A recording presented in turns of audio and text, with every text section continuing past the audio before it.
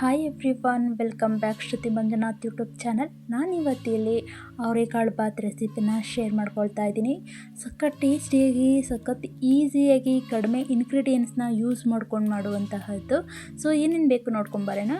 ನಾನಿಲ್ಲಿ 1 ಕಪ್ ಅಷ್ಟು ಅವರೆಕಾಳು, ಒಂದು ಅರ್ಧ ಹೋಳಷ್ಟು ತೆಂಗಿನಕಾಯಿ, 2 ಚಿಕ್ಕ ಟೊಮೆಟೊನ ಕಟ್ ಮಾಡಿ ಇಟ್ಕೊಂಡಿದ್ದೀನಿ. ಹಾಗೆ ಅರ್ಧ ಇಂಚಷ್ಟು ಶುಂಠಿ, 1 ಗೆಡ್ಡೆ ಬೆಳ್ಳುಳ್ಳಿ, 2 ಸ್ಪೂನ್ ಧನಿಯಾ ಪೌಡರ್, 5 ಹಸಿಮೆಣಸಿನಕಾಯಿ, ಕೊತ್ತಂಬರಿ ಸೊಪ್ಪು, 1 ಈರುಳ್ಳಿ, ಹಾಗೆ ಪಲಾವ್ ಮಸಾಲೆ. ಈಗ ರುಬ್ಕೊಳ್ಳೋದಕ್ಕೆ ನಾನಿಲ್ಲಿ ಈ ಇಂಗ್ರೀಡಿಯೆಂಟ್ಸ್ನ ಫ್ರೈ ಮಾಡಿದೆ ರುಬ್ಕೊಳ್ತಾ ಇರೋದು. ಸೊ ಇದಕ್ಕೆ ತೆಂಗಿನಕಾಯಿ, ಹಸಿಮೆಣಸಿನಕಾಯಿ, ಶುಂಠಿ, ಬೆಳ್ಳುಳ್ಳಿ, ಕೊತ್ತಂಬರಿ ಸೊಪ್ಪು. ಫ್ಲೇವರ್ಗಾಗಿ ನಾವು ಇಲ್ಲಿ ಪುದೀನ ಕೂಡ ಯೂಸ್ ಮಾಡ್ಬೋದು, ತುಂಬ ಚೆನ್ನಾಗಿರುತ್ತೆ. ಬಟ್ ನಾನಿಲ್ಲಿ ಹಾಕ್ಕೊಂಡಿಲ್ಲ. ಹಾಗೆ 2 ಸ್ಪೂನಷ್ಟು ಧನಿಯಾ ಪೌಡರ್. ಹಾಗೆಯೇ ಯಾವುದೇ ಪೌಡರ್ನ ಯೂಸ್ ಮಾಡಿದೆ, ಧನಿಯಾ ಪೌಡರ್ ಒಂದೇ ಯೂಸ್ ಮಾಡಿ ಮಾಡ್ತಾ ಇದ್ದೀನಿ. ಹಾಗೆ 1 ಚಿಟಿಕೆ ಅರಿಶಿನ ಹಾಕ್ಕೊಂಡು ರುಬ್ಕೊಳ್ಬೇಕು.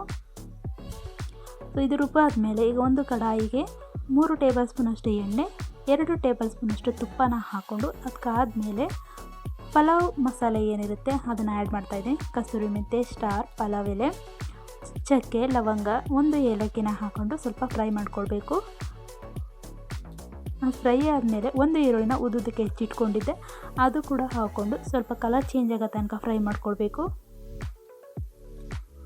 ಅದು ಫ್ರೈ ಆದಮೇಲೆ ಈಗ ಟೊಮೆಟೊ ಕೂಡ ಆ್ಯಡ್ ಮಾಡ್ತಾಯಿದ್ದೀನಿ. ಟೊಮೆಟೊ ಕೂಡ ಸಾಫ್ಟ್ ಆಗೋ ತನಕ ನಾವು ಇದನ್ನು ಕೂಡ ಫ್ರೈ ಮಾಡ್ಕೊಳ್ಬೇಕು. ನಾವು ಯಾವುದೇ ರೀತಿ ಪಲಾವ್ ಮಾಡೋದಾದ್ರೂ ಈ ಥರ ಎಲ್ಲನೂ ಸಾಫ್ಟ್ ಆಗಬೇಕು ಮತ್ತು ಕಲರ್ ಚೇಂಜ್ ಆಗೋ ತನಕ ಹುರ್ಕೊಂಡ್ರೆ ಟೇಸ್ಟ್ ಚೆನ್ನಾಗಿ ಬರುತ್ತೆ. ಇವಾಗ ನಾನು ಅವರೆಕಾಳನ್ನು ಸೇರಿಸ್ಕೊಳ್ತಾ ಇದ್ದೀನಿ.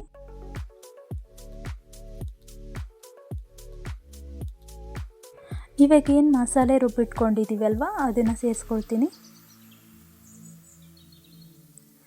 ಈ ಮಸಾಲೆ ಚೆನ್ನಾಗಿ ಮಿಕ್ಸ್ ಮಾಡಿಕೊಂಡು ಸ್ವಲ್ಪ ಹಸಿ ವಾಸನೆ ಹೋಗೋ ತನಕ ಹುರ್ಕೊಳ್ಬೇಕಾಗುತ್ತೆ. ಯಾಕೆಂದರೆ ಡೈರೆಕ್ಟಾಗಿ ರುಬ್ಕೊಂಡಿರೋದ್ರಿಂದ ಇಲ್ಲಿ ಹಸಿ ವಾಸನೆ ಹೋಗೋವರೆಗೂ ನಾವಿಲ್ಲಿ ಫ್ರೈ ಮಾಡ್ಕೊಳ್ಬೇಕಾಗತ್ತೆ.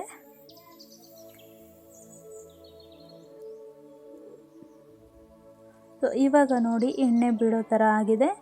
ಈಗ ನಾನಿಲ್ಲಿ 1 ಗ್ಲಾಸ್ ಅಕ್ಕಿನ ಅದನ್ನು ನೀಟಾಗಿ ವಾಶ್ ಮಾಡಿ ನೆನೆ ಹಾಕಿದ್ದೆ 10 ನಿಮಿಷ. ಇವಾಗ ಹಾಕ್ಕೊಳ್ತಾ ಇದ್ದೀನಿ.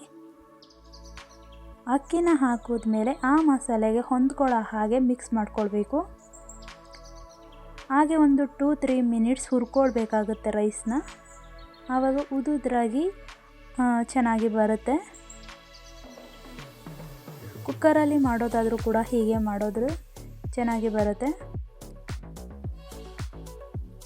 ಸೊ ಇದಾದಮೇಲೆ ನಾನಿಲ್ಲಿ ಕುಕ್ಕರಲ್ಲಿ ಮಾಡೋದಾದರೆ 1 ಗ್ಲಾಸ್ ಅಕ್ಕಿಗೆ 2 ಗ್ಲಾಸ್ ನೀರನ್ನು ಸೇರಿಸ್ಕೊಳ್ಬೇಕಾಗತ್ತೆ. ನಾನು ಹಾಗೆ ಕಡಾಯಿ ಮಾಡೋದ್ರಿಂದ 1 ಗ್ಲಾಸ್ ಅಕ್ಕಿಗೆ 2.5 ಗ್ಲಾಸ್ ನೀರನ್ನು ಸೇರಿಸ್ಕೊಳ್ತೀನಿ.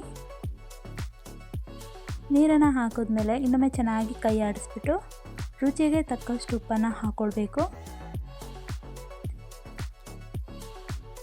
ಹಾಕಿದ್ಮೇಲೆ ಇನ್ನೊಮ್ಮೆ ಕೈ ಆಡಿಸ್ಬಿಟ್ಟು ಸ್ವಲ್ಪ ಕುದಿ ಬಂದಮೇಲೆ ಲಿಡ್ನ ಕ್ಲೋಸ್ ಮಾಡಿ 2 ವಿಷಲನ್ನು ಕೂಗಿಸ್ಕೊಳ್ಬೇಕು. ಕುಕ್ಕರಲ್ಲಿ ಮಾಡೋದಾದರೆ ನಾನಿಲ್ಲಿ ಹಾಗೆ ಕಡಾಯಲ್ಲಿ ಮಾಡೋದ್ರಿಂದ ಹಾಗೇ ಬೇಯಿಸ್ಕೊಳ್ತಾ ಇದ್ದೀನಿ. ಪದೇ ಪದೇ ನೋಡಿಕೊಂಡು ತಿರುಗಿಸ್ಕೊಳ್ತಾ ಇರಬೇಕು, ಇಲ್ಲಾಂದರೆ ತಳ ಹತ್ತಿಬಿಡುತ್ತೆ.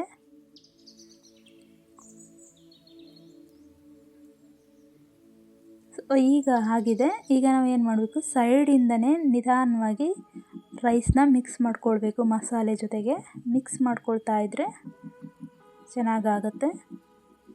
ಸೊ ತುಂಬ ಈಸಿಯಾಗಿ ಮಾಡೋವಂಥದ್ದು. ಕುಕ್ಕರಲ್ಲಾದರೆ ತುಂಬ ಬೇಗ ಆಗಿಬಿಡುತ್ತೆ.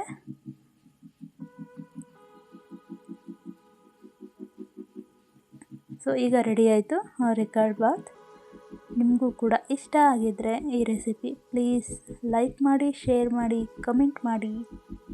ಆ್ಯಂಡ್ ಯಾರೆಲ್ಲ ಸಬ್ಸ್ಕ್ರೈಬ್ ಆಗದೆ ನೋಡ್ತಿದ್ದೀರಾ ಪ್ಲೀಸ್ ಸಬ್ಸ್ಕ್ರೈಬ್ ಆಗಿ ನೋಡಿ ಅಂತ ಹೇಳ್ತಾ ಮತ್ತೊಂದು ವಿಡಿಯೋದಲ್ಲಿ ಮತ್ತೊಂದು ರೆಸಿಪಿಯೊಂದಿಗೆ ಸಿಗ್ತೀನಿ. ಅಲ್ಲಿವರೆಗೂ ಟೇಕ್ ಕೇರ್, ಬಾಯ್.